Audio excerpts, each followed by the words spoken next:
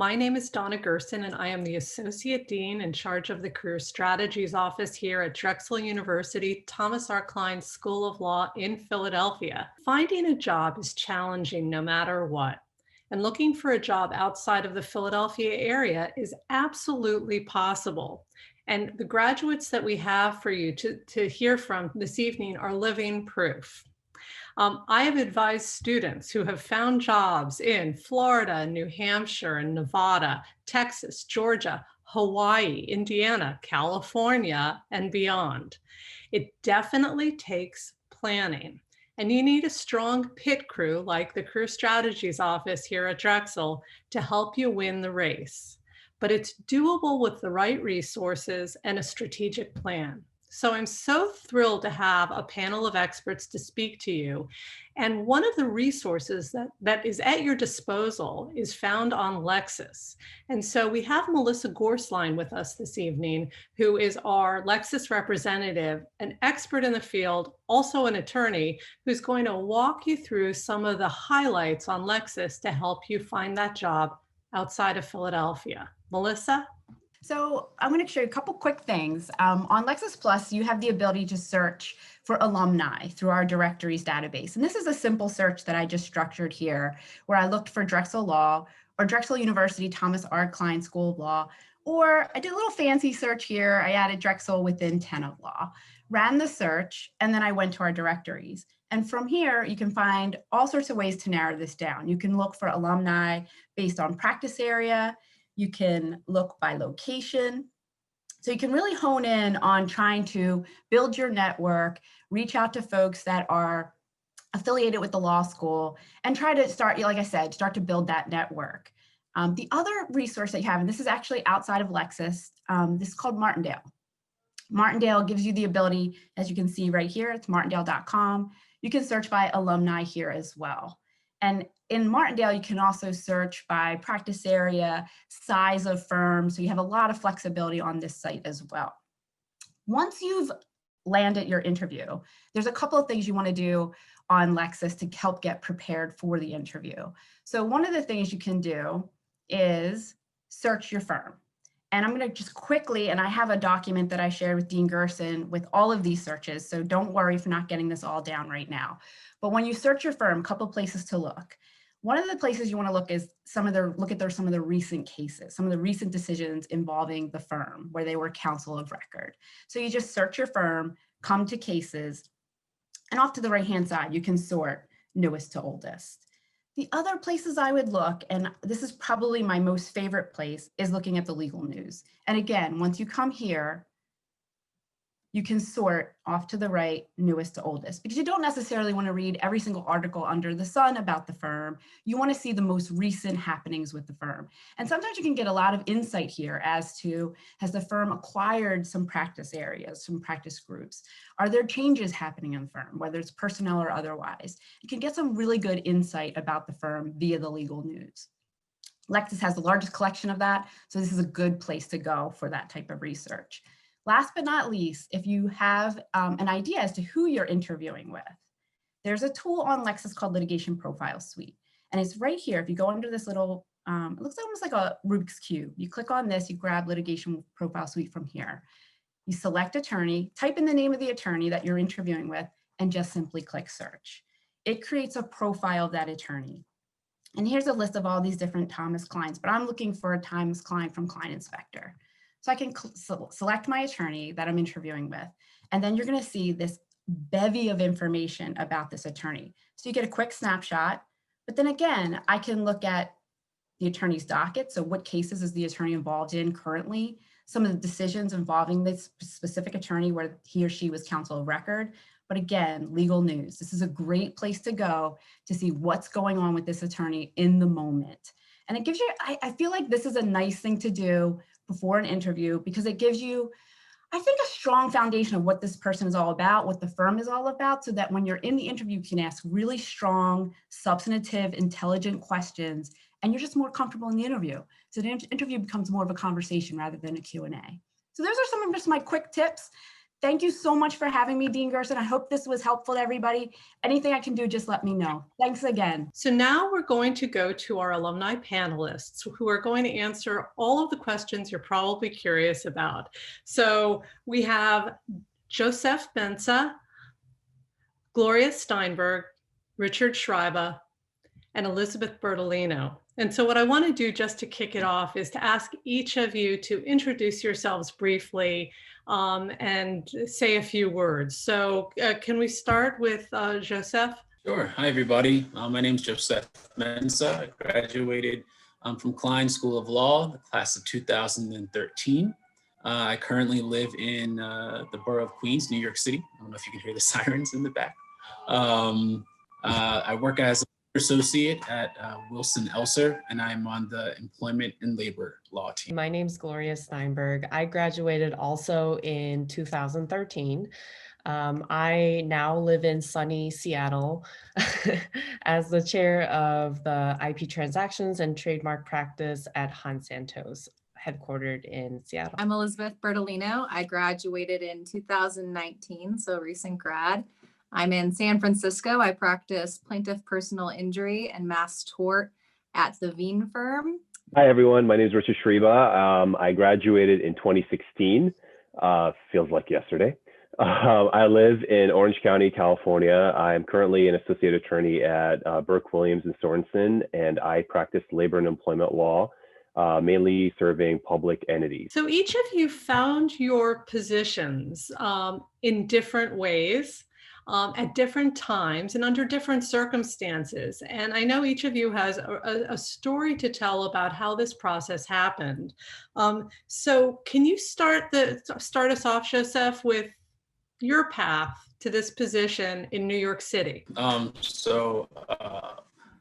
It started with, I'm from Maryland originally. I went to Drexel, Kline in Philadelphia, and I got my eyes set on New York City while in school. I originally wanted to do IP and entertainment law.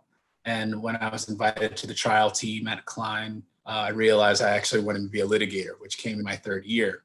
And I was given really sound advice. If you want to be a litigator, if you want to get into court immediately, you either have to do criminal law or you want to focus on small or mid-sized firms, because those are the firms that will allow associates to get in right away and to get in multiple times a week, versus now, even as a senior associate, I'm allowed to go to court but I don't get to go as much as I used to in my previous positions. So when I got to my third year, second semester, decided that I needed to work to put some money away to get to New York. And I joined as a recruiter for Kline School of Law for a school year. And when I got up to New York City and had rent in my pocket, I started applying. Small firms, they don't advertise until they need people. And if you apply before then, they say they hang on to your resume, but I've never received a call from someone saying that they kept my resume from this mass mailing that I did. So I looked on everywhere, LinkedIn at the time, Craigslist, Indeed, Monster. Those are where the small firms are focused. And they're also now focused, and this is what I've told all my old bosses, advertise with the law schools. So even though Drexel's not in New York, I know that when I was in school, and of course today, there are some reciprocity with other law schools in the area. So I was able to jump on to New York law school websites and career strategies offices and look for jobs that way. And I've encouraged my old bosses to do the same. And that's how I got up here. I put in a resume, I think at the end of March 2014. I had an interview April 2nd, 2014, and I started working April 16th, 2014. And so for a small firm to a mid-sized firm, that's pretty much what they need. If they need the work, they're going to look for you, do a really good job on your interview, and you'll find your way. Liz, do you want to go next?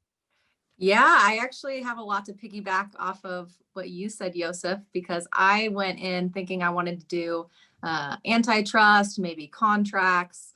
And trial team made me realize I too wanted to be a show pony. I wanted to be a litigator. And so I narrowed it down to small firms, plaintiff side.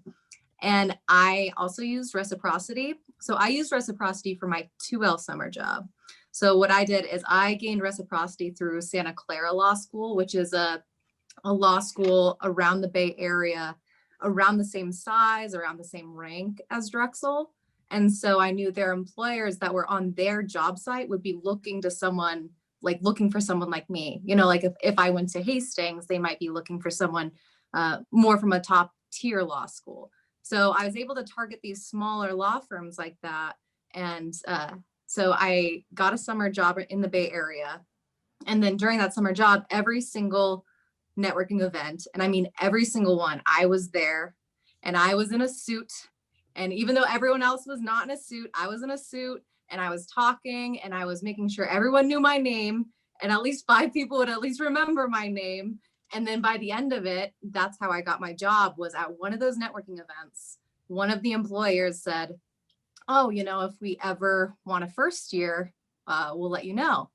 And so I kept bugging them and they kept saying, you know, we've never hired a first year. And eventually I kind of talked my way into it, because with these smaller firms, like Donna was saying, it's sometimes it's not until they're in dire need. And so sometimes you have to talk your way into a position, and it's entirely possible. If they like you, sometimes they'll just say, all right, let's try you for a year. And so I've been there for a year and they haven't kicked me out yet. So I think it worked out pretty well. And that kind of perseverance is really important, because they don't just, you know, the jobs aren't just there to be handed out. You really have to work your way in and be very persistent. And so I give you huge points for that. And also for setting, making a history for yourself working out on the West Coast from the beginning. Can you talk a little bit about that, whether that worked, you know, how that worked for you? Yeah, I think that was important because it showed that I was actually interested in being out there. Because my number one roadblock that I'd come up against is people saying, well, you went to law school in Philadelphia. Why are you out here? And I would say, well, you know, I wanted to go to a good trial advocacy school, or I had some sort of little tagline that I used. And I was able to show that my summer job, I worked in the Bay Area. So that shows that I really wanted to work in the Bay Area. And so it allowed them to say, okay, you know, she actually wants to be here and isn't just applying to major markets around the country and seeing what sticks. So I think that was important, is 2L summer, trying to establish your record of where you want to go. Gloria, tell us about life in Seattle. So when I started my job search, my thinking was, 1, try everything that the school has to offer. And then 2, remember that your first job is not going to be your last job, because I think a lot of people think that, you know, you have to get this job, it's permanent, and that puts a lot of pressure. So during school, I did my summer internship with the Eastern District of Pennsylvania. So I had a job with a government agency. And then my 2L year, I did civil litigation clinic. And then my 3L year, I did CoOp. And so I got a little bit of taste of everything before graduating, although I sort of had my sights set on IP law. And so after taking the state bar for PA and Jersey, I took the USPTO patent bar, which allowed me to practice basically anywhere in the US. So I, you know, have the luxury of having the patent bar that allows me to move anywhere and not have the requirement of taking the Washington state bar, like once I moved out here. When I left, I got my first job through the career office. I had a job with a firm in Jersey, and then I actually went solo for a little while, and I was writing blogs, and I was, you know, getting myself out there. And then my husband had the opportunity to take a job out in Washington State. And so once we made the move, actually somebody reached out to me when after I moved out to Seattle, they said that they were one of my readers from my blog and wanted to introduce me to their friend who was looking for an IP attorney at their firm. So I had this funny connection, and I ended up interviewing with the firm, and then I got hired on the spot. The timing was, things like timing and luck, you can't really plan for that. But I think, taking advantage of all of the opportunities at different turns is really important. And so I moved out here about 4 years ago and got hired from that firm about 4 years ago. And since then, the firm itself has grown, and I've been able to kind of elevate my position in the firm throughout that time that I've been with the firm. Richard, tell us about your journey to California. Yeah, sure. So I'm originally from Orange County, but I wanted to go to law school in Philadelphia, and I actually went to Drexel because of very, very variety of different reasons. But basically, in a nutshell, the biggest way for me to come back home was actually through two tools. The summer internship that I had, my 1L year, was at the city attorney's office in San Diego. What I had experienced is that public entities, maybe more so, and I had genuine interest in working for a public entity, so I think that was kind of helpful from that perspective. But public entities may be more willing to take a chance on somebody who's out of the area, perhaps because of the fact that they don't have to pay you. But the benefit for the intern is that I got to come out to California, spend my 1L summer here, gain really good experience out of one of the, relatively speaking, largest, city attorney's offices in the state. And I was also able to use that time to network and actually learn about other opportunities, put my name out there in the community, and use that time to build a path forward for myself.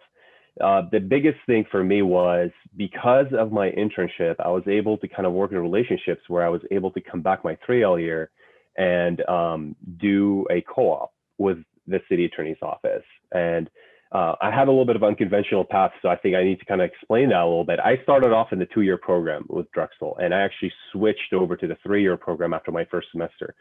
One of the reasons why I did that was just because I realized that having 2 summers in this area, or having the opportunity of getting 2 summers in California, was going to be very, very important for me as I tried to land a job in the long term.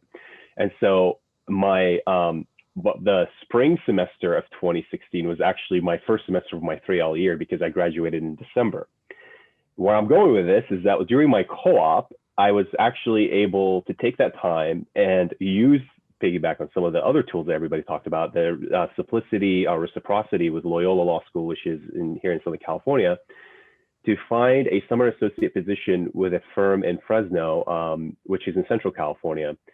And the firm is a great boutique litigation firm. It was a firm that was started by partners who left a big law firm, but more or less, I think the key for me was flexibility, and knowing that, again, first job is not the last job. That was actually really golden, I think. But what that allowed me to do is essentially, by giving myself that offer, I took my summer associate position. Through that, I got my full-time offer after the summer. So I came back, I had a job in hand. And although Fresno was not my #1 destination, I knew that it was going to be something where I was going to gain great experience. I was going to work on some interesting areas of law. And then eventually, when the time is right, which was the case for me a few months ago, I was able to find my way back to Southern California. So I would say flexibility, making sure you're putting yourself out there, was the 2 biggest things for me. Wonderful. Thank you so much for that. It's all a journey, and there are steps along the way. And one of those steps is taking and passing a bar exam in order to be licensed to practice. So each of you has taken and passed a state bar exam. And I'd like to hear a little bit from each of you about, how that application process worked for you, being at school in Philadelphia, taking and preparing for the exam, and becoming licensed. So another reason why I will praise co-ops until the cows come home, I guess, is because my 3L year, I was entirely in California. So logistically speaking, after my first co-op with the city attorney's office, I was actually able to land a second co-op with the state attorney general office for my last semester. And what that did for me, it made my life easier. I was already here. I already knew where I was going to take the exam, the bar exam. it's a process. And I think people underestimate, especially in California, and I think Liz can talk about that too.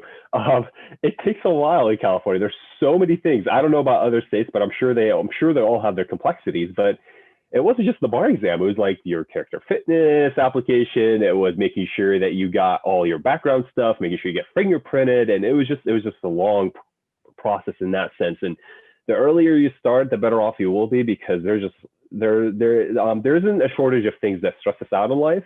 And so the last thing you want is to be one of those people that I had a friend who actually passed the exam, but had a delay in getting admitted because all the other paperwork was not ready. And so, just make sure you start early in the process, pick a good bar review course.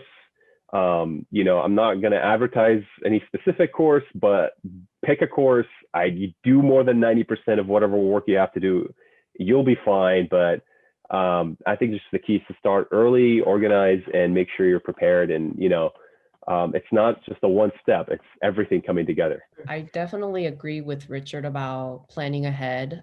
For me, again, as somebody took the patent bar, one advice I would have for anybody that's considering career in patent is that you can actually take the patent bar before you graduate from law school. And I wish I would have done that, because I was really overwhelmed taking a state bar exam, actually two bar exams, and then a patent bar like a couple of weeks later. I know that there were a couple of people in my class that took the patent bar before. By the time I realized that was an option, it was a little bit too late for me. And so definitely planning ahead and thinking about passing as many things as possible before, you have to deal with all the other things, I think will make your life easier. And also, if you do pass the patent bar beforehand, then the law firms, the patent law firms, will often take you more seriously than other applicants. I would also agree, do everything early and pay attention to your state's timeline as well. So I followed along with the same timeline as my fellow Philly students, and all of them heard back from the character and fitness right away. And I actually also did not get admitted until 2 months after I passed the bar, because I was waiting on my character and fitness. So if you're going to California or other larger states, I heard DC, maybe New York, I'm not sure, where it's a little longer processing time than maybe Pennsylvania, I would take that into consideration. The other thing I would say, I took my 3L year with Julie McGrain, writing strategies for the bar, and it was the single best class I took in law school. It taught me how to actually write in a way where it was efficient and exactly what they wanted to see on the bar exam. It taught me how to study for the bar exam. I felt like I had such a huge leg up. I had a couple different friends in different area law schools, including our Ivy League neighbor, UPenn, and all of them asked for my outline and have said, I can't believe our school doesn't offer this. We're so jealous that your school offers this, and we're just blown away that this is actually a course at Drexel. And it helped so much. So I'm still shaking from the bar exam 7 years later. It's true. It's one of the things that you just want to pass the first time. I could hardly remember that. Yeah, we had in New York, we had the character and fitness, we had the application, we needed to get the references. Everyone just reminded me of that. And so I think New York, we found out in October, and I wasn't admitted till March. And that was a big reason, was because I had to wait to get all these other documents. I worked for my timeline because I was still working and saving, but it was definitely, even just be able to pull out feelers out there to say, hey, I'm a barred attorney, firm, what do you need and when will you need it? Definitely, it was possible to have been barred officially by December. So definitely get all your paperwork ready, even after you've taken the bar exam. Start then, fake it till you make it. You've passed. Once you've taken the bar exam, pretend you've passed and get that paperwork done. The only other thing that I'll add is I studied from Philadelphia. I studied at Kline all summer. And I thought in my third year, I thought, oh no, should I maybe make it to New York so I can study in New York. Not at all. And I felt pretty prepared for it. The coursework, the bar prep class. I was even able to study with my old study group from law school. So actually staying in Philly for me worked out well for my preparation. I think Richard mentioned there's a lot in life that'll stress you out. Being able to study with my study group, go to my apartment that I already know, study in my room that I already know, actually were things that I didn't even think about. Were blessings at the time of a very stressful summer. I want to circle back to something that Richard said about co-ops. So Drexel Kline School of Law is known for its experiential learning programs. And that includes co-op education as well as clinics.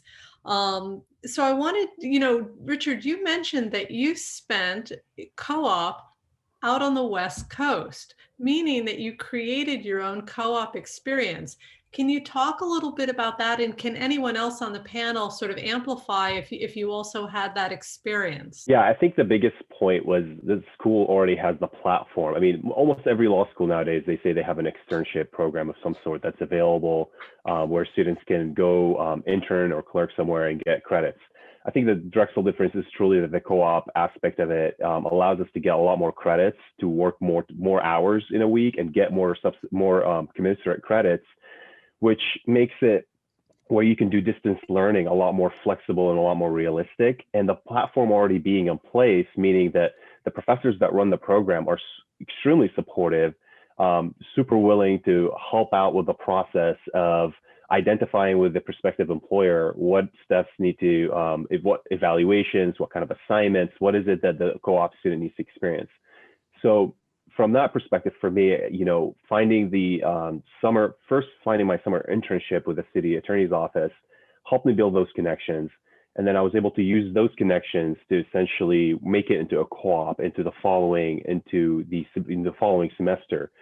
And I worked with the co-op office extremely closely, and they were able to connect with my supervisor. We had a conference call. We did kind of like a whole planning. I will admit that when I was kind of before going into school, before even starting, when I was a 0L, I thought of this as like a crazy idea in some ways. I didn't think that it was even like, what do you mean that you're gonna just go off and build on your own program? And it seems a little bit far-fetched, but it's not, because the platform and because the infrastructure is really there, and it's designed to help people that want to explore opportunities outside the Drexel area. Because again, it's kind of in the roots of the school itself. Even before there was a law school, Drexel is known for the co-op aspect of life. And so for me, when I was already out in California, I was again able to work it into a second co-op with the state attorney's general office. So I had two different co-ops. One of them was full-time first semester, and the second one was part-time the second semester. And without the support that I received from the co-op office, and without the professor just being there for me the whole way, and kind of making the supervisors at the places where I co-op are more comfortable with the idea and what the process actually entails. Because I think sometimes some supervisors may feel a little bit, maybe taken back a little bit. They may feel like it's a lot of responsibility. So that's why it takes somebody to explain the process to them, make them feel comfortable with what they're getting, make them feel comfortable with, it's not necessarily any more tedious than supervising somebody who's, maybe clerking for them. Without the co-op aspect of things. I think that was key. And it really, truly was a big difference maker in everything, and being able to come back home sooner, landing my job in the long term, and, building those connections in Southern California that are super valuable. Thank you. And also, I want to make an observation for students who may be listening, that your co-op was with a state agency. And I want to underscore that, because there's sometimes a tendency to think that you have to be in a particular bucket all the time, that if you're going to start out doing work for a state agency, you're always going to be working for a state agency. Whereas, you can use that experience as a lever to go into private practice And all in a lot of different ways, just like your first job isn't your last job. The idea of being pigeonholed, if anyone wants to jump in on that concept as well, the fear of being stuck in a particular area, I think it would be helpful to hear. So yeah, so I started out in law school thinking I wanted to do IP and entertainment law. I made my co-op summer of my 2L year in New York City with a boutique entertainment law firm. It was everything I ever dreamed about. It was in the middle of Gramercy Park, and then I got to turn that co-op into an internship. They invited me to stay for my 3rd year. So 2 days a week, I would take the Bolt bus up, work for the day, and take it back down, and then attend classes, I think Tuesday through Thursday, and then went back up on a Friday. So I thought at the end of my 3rd year, or near the end, oh no, I have all this entertainment and copyright and trademark experience. How am I ever going to find another job? And I remember my first boss, he was happy that I was in New York and that I showed that I was in New York for a year and I guess not a half, but a year and some change, doing a co-op in the summer and interning throughout my 3rd year. So it kind of goes back to what Liz said about, establishing roots in the area, in the market that you want to be in. The co-op is a great program. And the one thing that I'll always take away from it is when I was doing co-op, the professor met with you and your supervisor halfway through or somewhere in the middle. I cannot tell you how that changed my entire co-op experience and my entire internship experience. I still speak with the attorneys from that firm today, 7 years later, even though I'm nowhere near entertainment law as an employment attorney. It was what set me apart from every other intern, because there was a specific day where I got to review all the work that I had done thus far.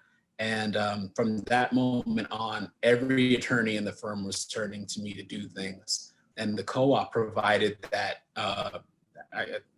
kickstart in the middle of the experience. So definitely use that co-op as a way to demonstrate the attorney that you're going to be, right? And so I thought I would be pigeonholed. I thought that there wasn't anything transferable from my entertainment firm, which was very transactional based.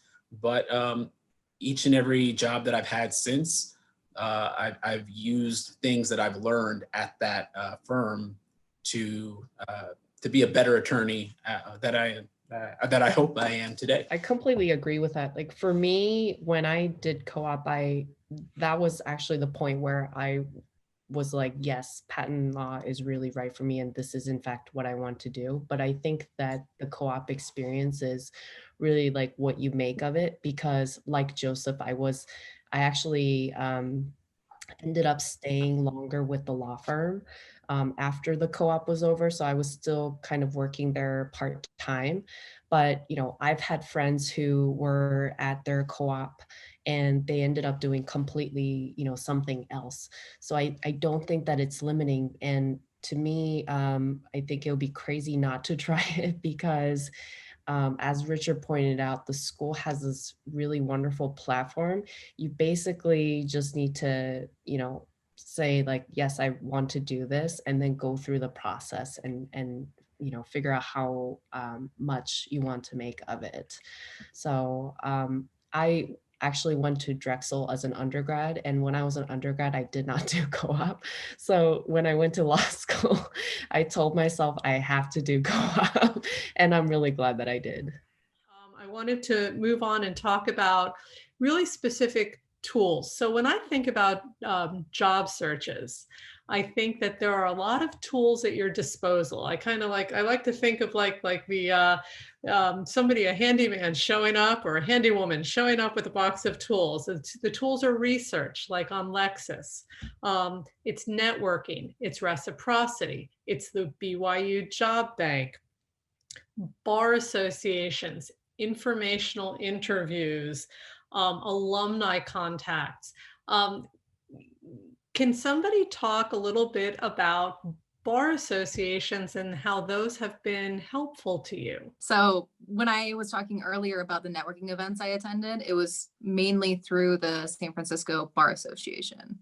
So that's where I'd go to their website. That's where I'd access all these events. And that's what allowed me to actually have access to these attorneys and how I got their information. And it was a great opening, I got your information from the Bar Association, or, it was a good leeway because it's something all of them had in common. I don't think you need to be barred in certain states to attend these bar association events. Like when I moved out here to Seattle, I was not Washington Bar. I actually am still not Washington Bar, but I go to their events.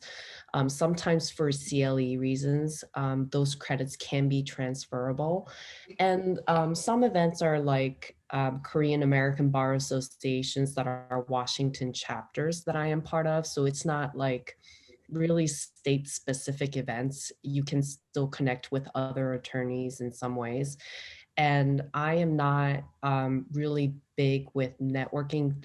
That just doesn't come easily to me naturally, but it's something you just have to do in order to grow your community and, get your name out there. In terms of alumni resources, has anyone used, for example, their college, Alumni Portal to do any research there? Because that's also a great place to find lawyers. So I didn't use my the portal, but I will say that when you're researching the firms that you're applying to, you're going to the attorney's page to see what undergrad they went to, what law school they went to. So I have found mentors via LinkedIn. If you once I've gone to an attorney's website. I will say that the job that I have now, I have to thank a classmate of mine for opening the door for me, because one attorney, a partner at my firm, was connected on LinkedIn to one of my classmates who I had, I think, 2 or 3 classes with throughout law school. And I emailed him and I said, "Hey, have you been? And I'm looking at this firm." And he goes, "Oh, wow, yeah, me and this partner work together on this assignment. Let me introduce you."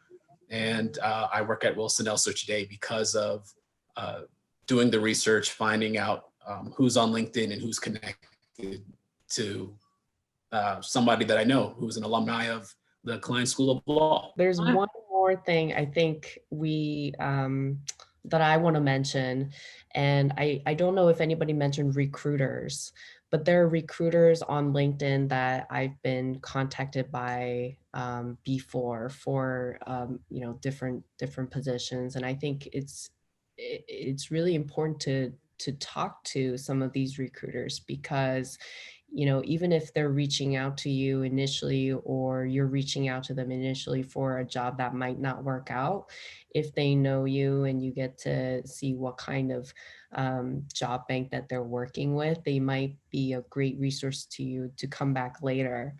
Going back to earlier points about how smaller firms operate, and my firm is on the smaller side as well. We have worked with recruiters too.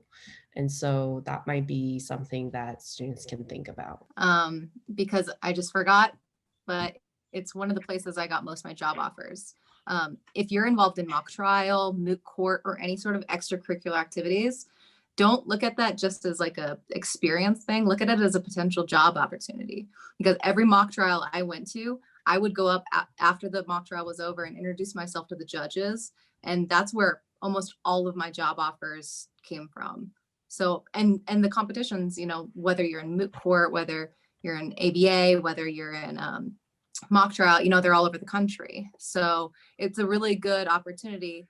And I know you could, at least in mock trial, you can kind of request what competitions you want to go to. So if you wanted to go to one in Tennessee because you want to look at that job market, and you're, doing a trial in front of all these Tennessee trial lawyers, and then afterwards you go up and you introduce yourself, and they remember you, and they've seen you in action, and they see how good you are, and so they want to give you a job offer. So that's one kind of just side networking thing you can do, even though it's scary. I know it's scary, but You can do it. If I can do it, you can do it. And I just want to piggyback on that. And I did my trial competition was in New York.